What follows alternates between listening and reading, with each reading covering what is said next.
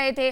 और इसी के साथ प्रधानमंत्री नरेंद्र मोदी अपने काफिले में आगे बढ़ते हुए और काशी विश्वनाथ के दर्शन किए हैं। उन्होंने कल नामांकन करना है, नामांकन करेंगे और सबसे लास्ट जो चरण है 7वें चरण में यहाँ पर मतदान होना है 1 जून को। 4 जून को यहाँ पर परिणाम आने हैं। मुख्यमंत्री योगी आदित्यनाथ भी इस दौरान उनके साथ मौजूद रहे। उत्तर प्रदेश जहां से 80 लोकसभा सीटें आती हैं और 80 में से 80 जीतने का जो लक्ष्य है वो भारतीय जनता पार्टी ने यहां पर रखा है। वाराणसी की ये झलक साफ बताती है कि 80 में से 80 सीटें बीजेपी जीते ना जीते, लेकिन वाराणसी की सीट कहीं ना कहीं पक्की है, क्योंकि प्रधानमंत्री नरेंद्र मोदी को जिस तरीके से देखने के लिए लोग उमड़े हैं वो साफ कहता है कि आखिरकार 4 जून का परिणाम वाराणसी में किसके पक्ष में आएगा। पीएम भी लगातार लोगों का अभिवादन स्वीकार करते हुए नजर आए हैं।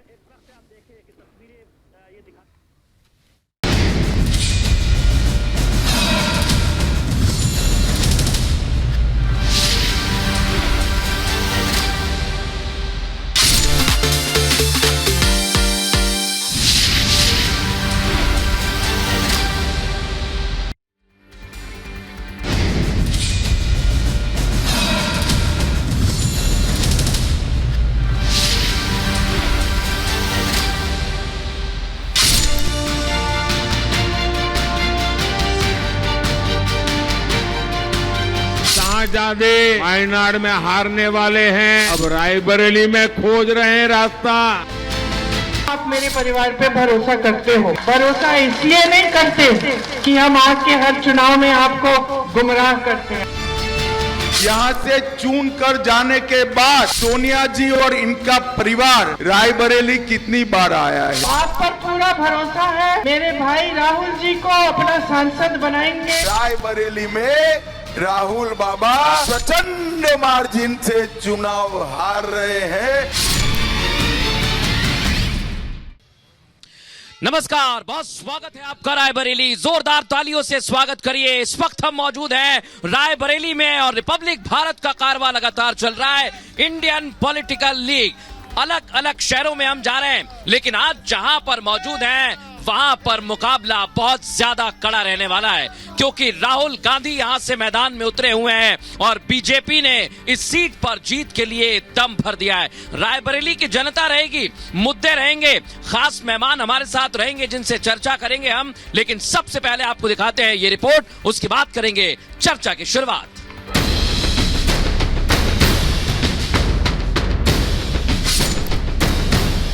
परिवर्तन हो, बीजेपी आए, पंजा ही चलेगा। युवाओं का मन इस बार परिवर्तन का है। पंजा चली हाथ हमारा मजबूत है। बाहरी लोगों को यहाँ वोट कोई नहीं। उत्तर प्रदेश की जिन सीटों की सबसे ज्यादा चर्चा होती है उनमें रायबरेली भी एक है। ये राज्य की इकलौती सीट है जहां 2019 में कांग्रेस को जीत मिली थी। तब सोनिया गांधी यहां से जीतकर लोकसभा पहुंची थी, लेकिन इस बार वो रायबरेली से चुनाव नहीं लड़ रही हैं। सोनिया अब राज्यसभा के लिए निर्वाचित हो चुकी हैं। अब पार्टी ने यहां राहुल को अपनी विरासत संभालने के लिए उतारा है। गांधी परिवार की इस पारंपरिक सीट पर कांटे का मुकाबला होने वाला है, क्योंकि इस सीट पर बीजेपी ने एक बार फिर दिनेश सिंह को उतारा है। हर किसी की नजर रायबरेली सीट पर टिकी है, क्योंकि इस सीट पर आखिरी समय तक कांग्रेस असमंजस की स्थिति में फंसी रही।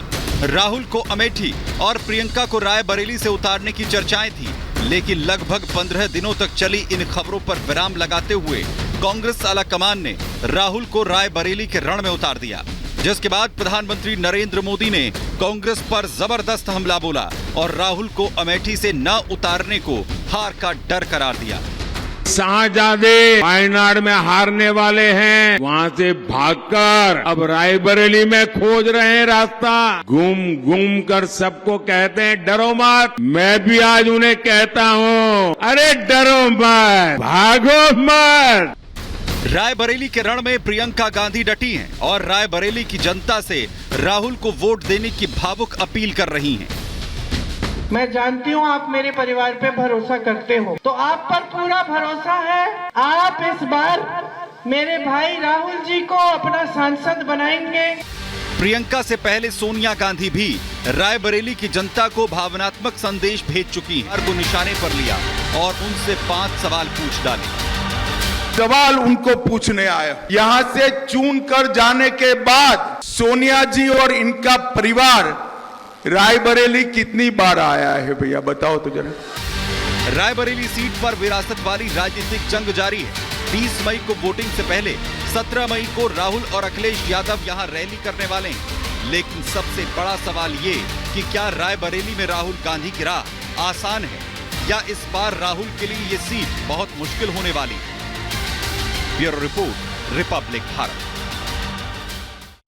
तो देखा आपने, रायबरेली का सियासी समीकरण बिल्कुल बदल गया है। बीजेपी ने चुनौती दे दी है, लेकिन कांग्रेस एक बार फिर कह रही है कि रायबरेली में जीत हमारी होगी। तो कौन सा नेता शाइन करने वाला है आज रायबरेली की धरती से, हम आपको यह भी बताएंगे। खास मेहमान हमारे साथ जुड़ गए हैं, पशुपति शंकर जी जुड़ गए हैं, बीजेपी का पक्ष रखेंगे, बहुत स्वागत है आपका। जगजीवन राम हमारे साथ जुड़ गए हैं, बीएसपी का पक्ष रखेंगे, बहुत स्वागत है आपका।